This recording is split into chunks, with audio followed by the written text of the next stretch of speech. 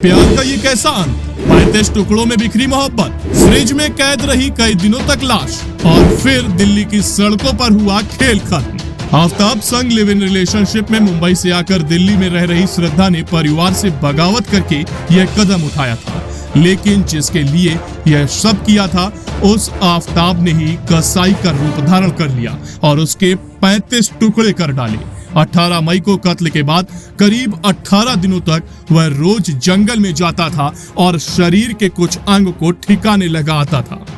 उसने इस पूरे काम को मीट काटने वाले चाकू से अंजाम दिया था।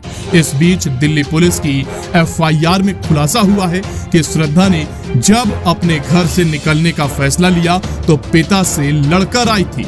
श्रद्धा के पिता विकास मदन वॉकर ने पुलिस को दिए अपने बयान में कहा है कि श्रद्धा और आफ्ताब के रिश्तों के बारे में उन्हें 8 या 9 महीने बाद पता चला था।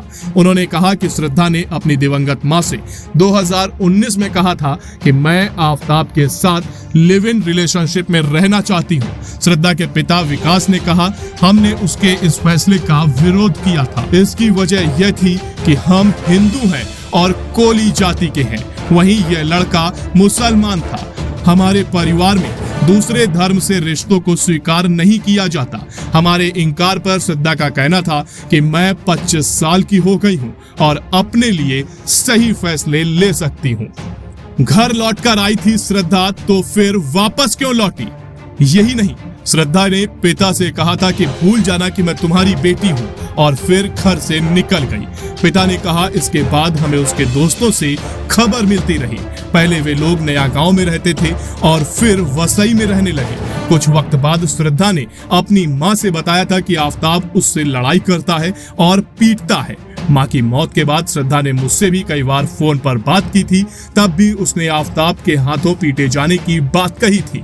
यही नहीं, श्रद्धा कुछ वक्त के लिए घर भी आ गई थी, लेकिन आफ्ताब के माफी मांगने के बाद वापस लौट गई थी। श्रद्धा के दोस्तों शिवानी मोहात्रे और लक्ष्मण नाडर ने भी दावा किया है कि दोनों के बीच रिश्ते खराब हो गए थे। नाडर ने ही 14 सितंबर को श्रद्धा के भाई जय को बताया था कि उसकी बहन से 2 महीने से बात नहीं हो पा रही है। इसके बाद श्रद्धा के पिता ने नाडर से बात की थी और फिर कोई जानकारी न मिल पाने पर पुलिस का रुख किया था। उन्होंने कहा कि मुझे आफ्ताब पर शक था क्योंकि वह बेटी को मारता पीटता था। अंत में हमने पुलिस से संपर्क किया और बेटी को खोजने की अपील की, तो यह खुलासा हुआ कि अब श्रद्धा का बेदर्दी से कत्ल हो गया है। ब्यूरो रिपोर्ट, आदर्श भारत टीवी।